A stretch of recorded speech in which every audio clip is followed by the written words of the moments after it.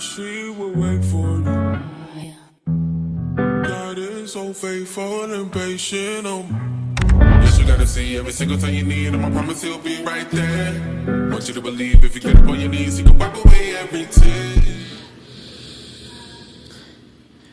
Hey, you guys, thank you so much for visiting the channel, embracing the experience. I really hope that you guys have been enjoying the video so far.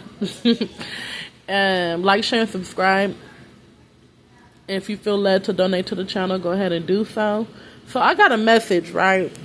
I don't know who this message is for, but whoever thought that they stole from you, took advantage of you in private, God is going to make them pay for it in public. Whoever thought that they stole from you, took advantage of you in any way, and they did it in private, they did it behind the scenes, they did it and they took advantage of your good heart, or either they just flat out stole from you when they had more than enough. Especially if they had enough and they was withholding from you and taking and stealing from you when they had enough and they could have been helping you out.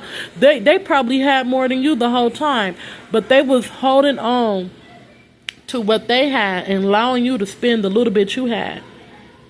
Or they was taking the little bit that you had. Meanwhile, they had more than enough. God is saying that forgive, let it go. God is going to restore you. And look, it's for like a lot of y'all feel like, man, all that time that I spent wasting, money, wasting time, wasting energy, I could have been doing this, I could have did that, I could have been doing that. And so it puts you in a mind frame of just disappointment, right? And it saddens you in a way because you feel like you wasted so much time, you wasted so much money, and you allow somebody to come waste your time. You allow somebody to come take and use up all your resources, and it's like you're having a hard time getting back from that. And so, it might even cause you to be like, well, forget it. Make you want to give up on your goals, make you want to give up on your dreams and aspirations, because this person could have also stolen ideas from you, stolen like different, they could have just, fed off of you spiritually and fed off of your ideas, fed, off of your money, your resources, your time, your effort, and didn't contribute anything back to you. Like, I'm feeling like you would have all these ideas, and this person or these people would like tell you that you couldn't do it and that it was a bad idea, but then they went and took your swag and your idea and your juice and gave it to other people or whatever. Anyway, God is saying, don't fret, don't worry. What he wants you to do is, if this person did, or these people did take advantage of you financially, this could have been family members, friends, co-workers, ex-lovers, whoever, you feel me?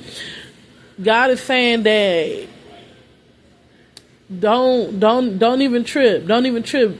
And see, he wants you to, now that you disconnected, and if you haven't done so, you need to disconnect. And if you've already disconnected, now that you have disconnected from these people, he wants you to work on building yourself back up financially.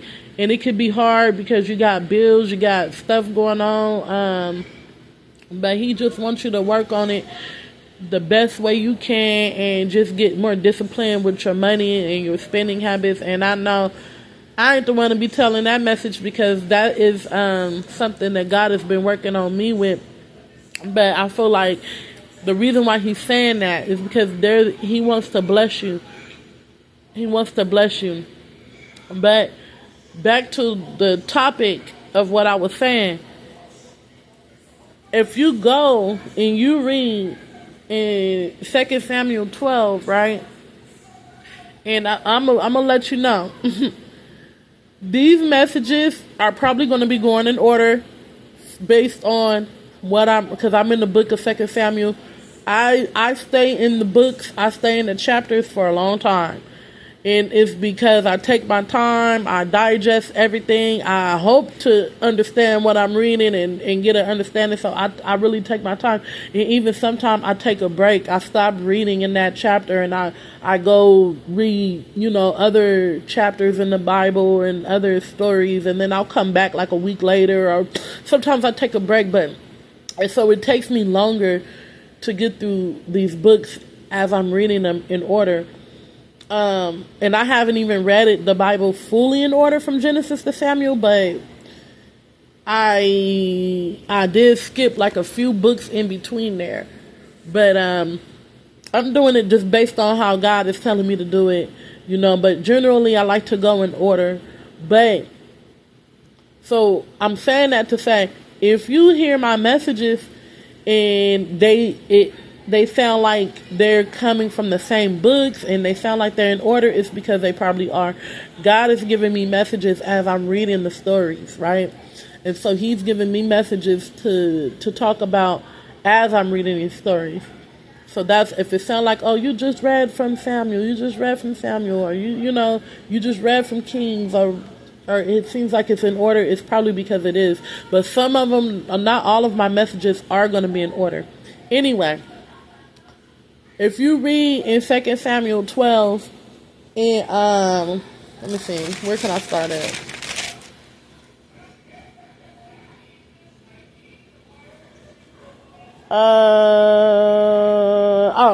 So this is after David went and he saw Bathsheba.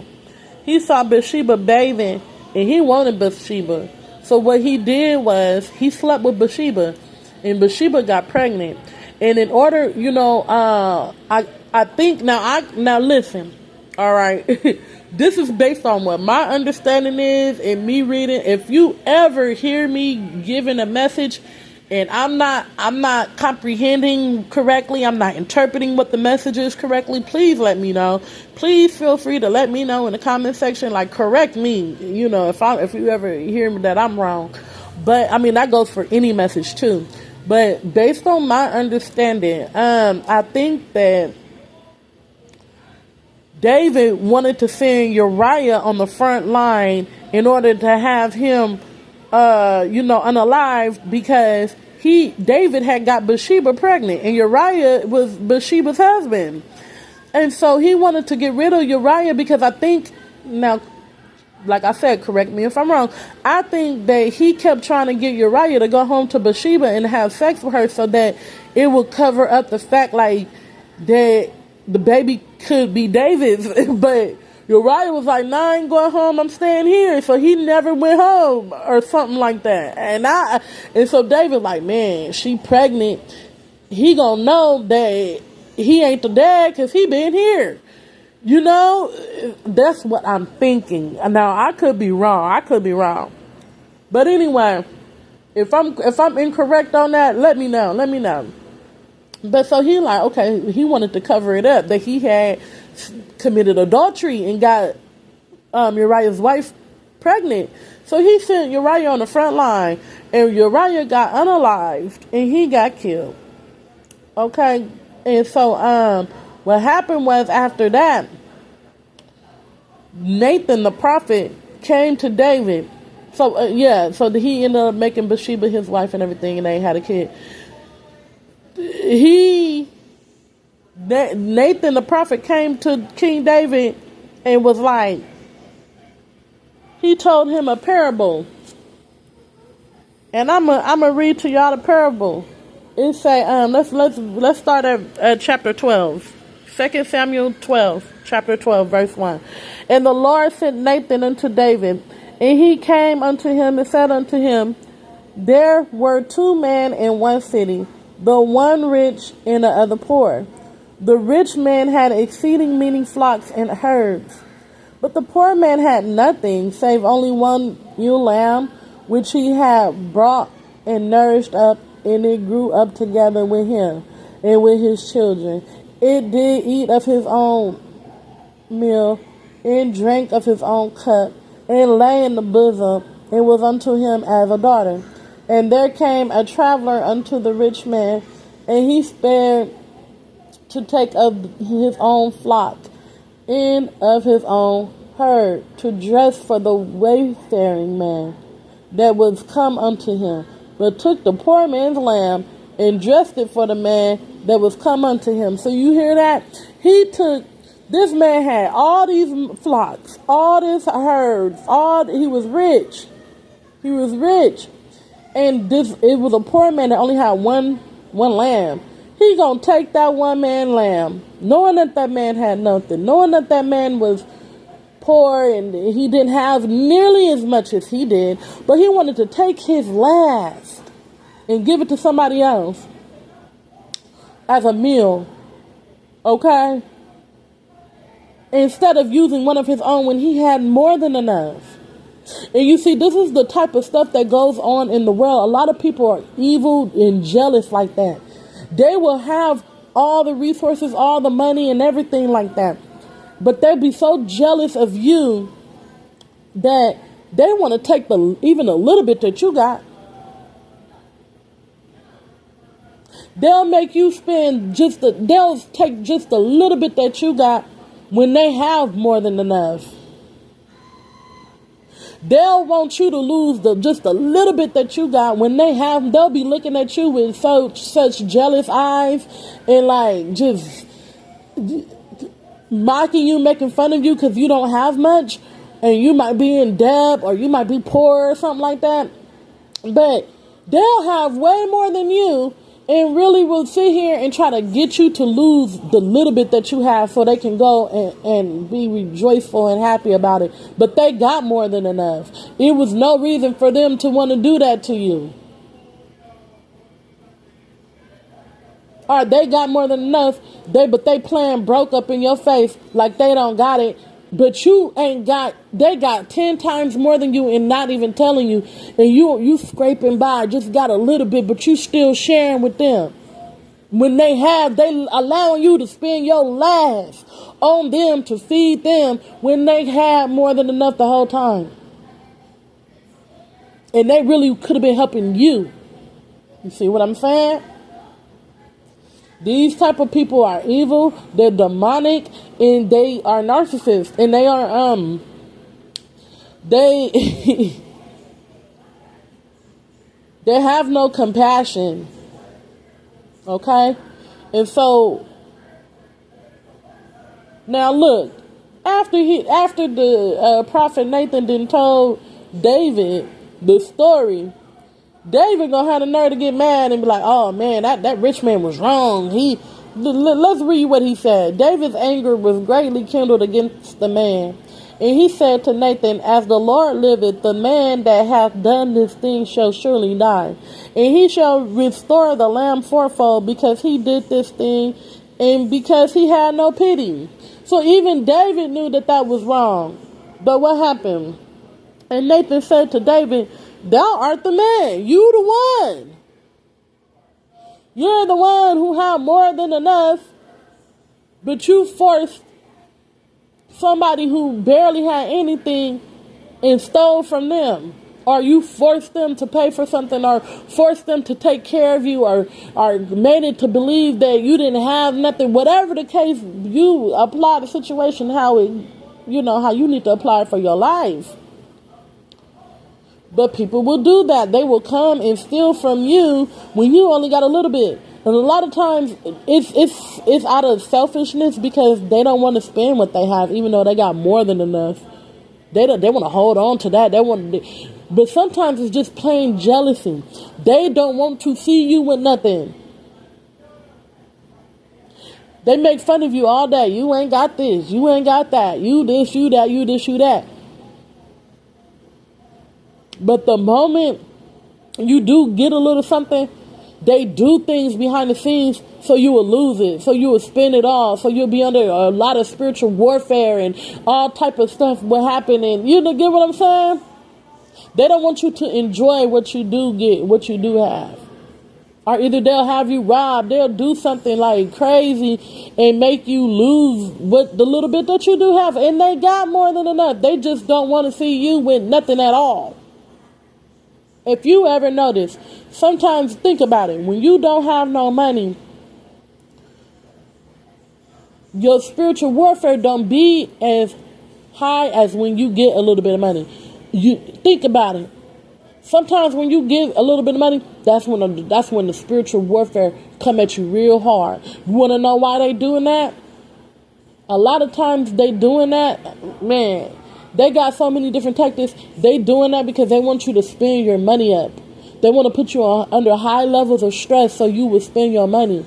Like if you eat, and you use eating as an outlet. If you smoke or drink and you use smoking and drinking as an outlet. If you shop and you use that as a stress relief, an outlet. If you like to go to hotel rooms when you have a lot of spiritual warfare around your home, they want you to go spend up all your money in the hotel rooms. They want to scare you at your home so that you won't want to go home, so that you'll be at a hotel room and spend up all your money.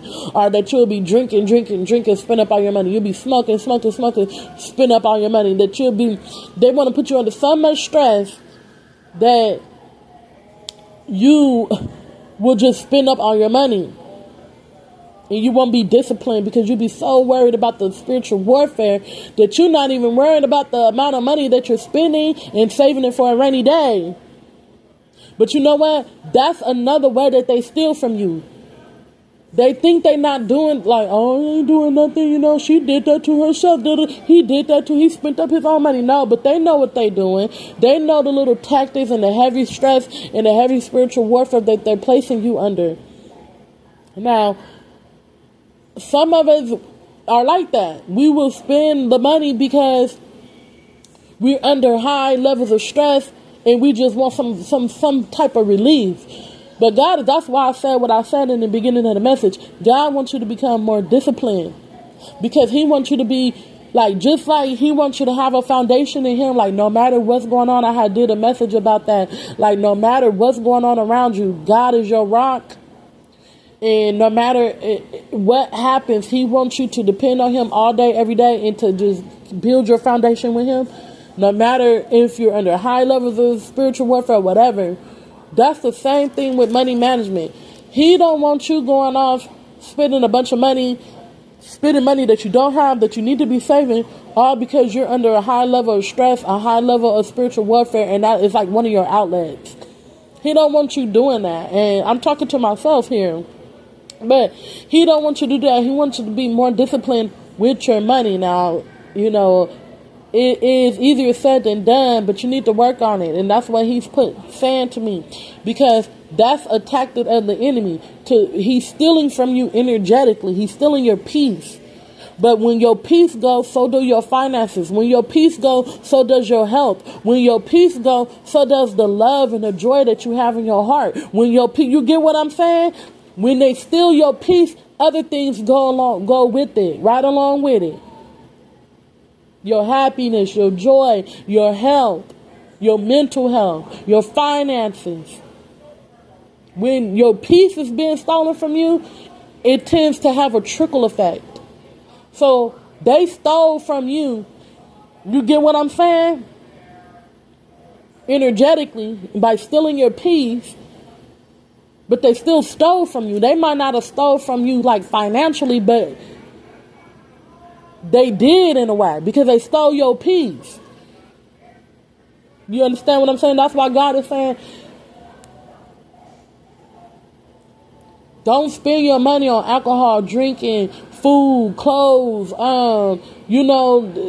frivolously because you're under stress and you're under spiritual warfare. That's a tactic of the enemy. A lot of people don't talk about that enough.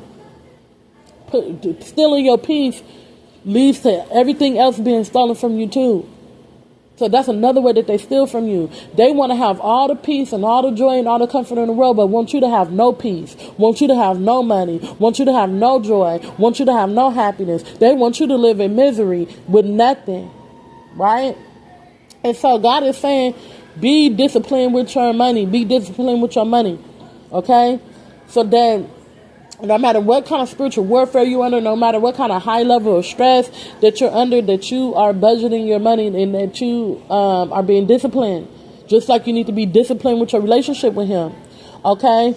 And that's why, yeah, don't spend your money on alcohol, drugs, or nothing like that. I mean, don't spend your money on outside things that is not benefiting to the kingdom of Christ. Now, I'm not saying that if you need a new pair of underwear or your kids need clothes, okay then.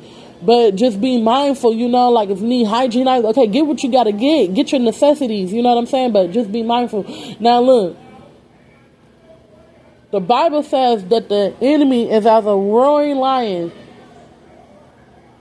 So it says to be, 1 Peter, I think it's 5:8, says to be sober, be vigilant, for your enemy as a roaring lion walketh about, seeking whom he may devour.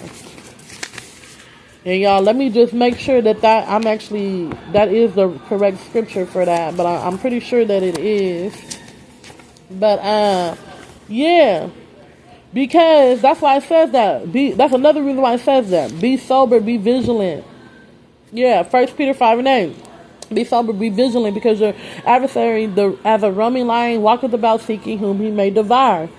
So not only do you need to be paying attention and be sober-minded, because you don't want to be entrapped or ensnared in any of the enemy's devices, because he's looking for somebody to devour.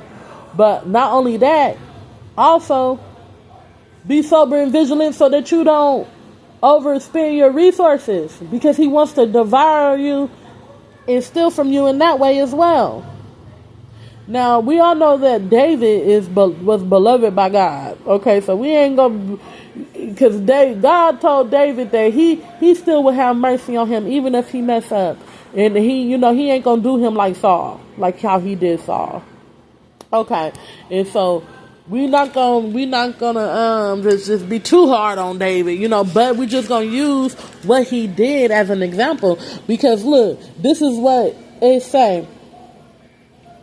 This is what God is saying to David. Thou art the man, thus saith the Lord. This is verse 7.